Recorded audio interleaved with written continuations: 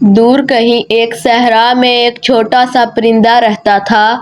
صحرا میں کوئی درخت نہ ہونے کی وجہ سے پرندہ دن بھر گرم ریت پر گھومتا پھرتا۔ ایک دن آسمان کی طرف جاتے ہوئے ایک فرشتے نے چھوٹے پرندے کو دیکھا اور اسے ننھے پرندے پر بہت ترس آیا۔ اس نے جا کر پرندے سے پوچھا، اے چھوٹے پرندے، تم اس تپتے صحرا میں کیا کر رہے ہو؟ کیا میں تمہارے لیے کچھ کر سکتا ہوں؟ چھوٹے پرندے نے کہا، میں اپنی زندگی سے بہت خوش ہوں، لیکن یہ گرمی ناقابل برداشت ہے۔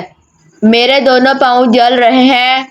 اگر یہاں ایک درخت ہوتا تو مجھے خوشی ہوتی۔ فرشتے نے کہا، صحرا کے وسط میں درخت اگانا میرے دائرہ کار سے باہر ہے۔ میں اللہ سے ملنے جا رہا ہوں۔ میں اللہ سے پوچھوں گا کیا وہ تمہاری خواہش پوری کر سکتا ہے؟ اس کے بعد وہ فرشتہ اپنے راستے پر ہو لیا۔ جب وہ فرشتہ اللہ کے پاس پہنچا تو اس فرشتے نے اللہ سے پوچھا، کیا وہ پرندے کی مدد کر سکتا ہے؟ اللہ نے کہا، میں صحرا میں درخت اگا سکتا ہوں، لیکن پرندے کی تقدیر میں درخت نہیں ہے۔ تاہم تم پرندے کو میرا پیغام دے دینا، جس سے اسے گرمی سے بچنے میں مدد ملے گی۔ پرندے سے کہنا، ایک وقت میں ایک پاؤں ریت پہ رکھے اور ایک اٹھا لے، اس طرح ایک پاؤں کو تھوڑی دیر آرام مل سکتا ہے۔ پرندے سے یہ بھی کہنا کہ اپنی زندگی کی تمام اچھی باتیں یاد کرے اور ان کے لیے اللہ کا شکر ادا کرے۔ فرشتہ واپس وہاں آیا جہاں پرندہ تھا اور اسے اللہ کی طرف سے ملنے والا پیغام دیا۔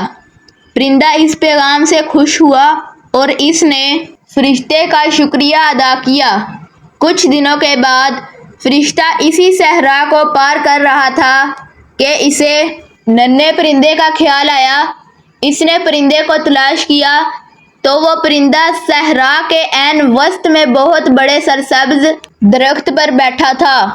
فرشتہ پرندے کو آرام سے دیکھ کر خوش ہوا، لیکن ساتھ ہی بہت حیران ہوا کیونکہ پرندے کی قسمت میں کوئی درخت نہیں تھا۔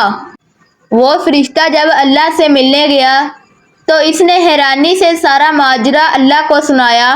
اللہ نے جواب دیا، پرندے کے نصیب میں درخت نہیں تھا، تاہم جب تم نے اسے میرا پیغام دیا اور اپنی زندگی کی تمام اچھی چیزوں کے لیے اللہ کا شکر گزار ہونے کا کہا تو پرندے نے ان الفاظ کو عملی جامہ پہنایا۔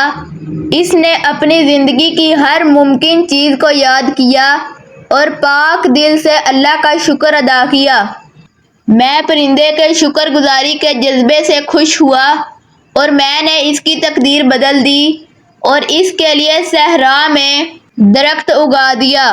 سبق: ایک چھوٹی سی شکر گزاری ہماری زندگی بدل سکتی ہے۔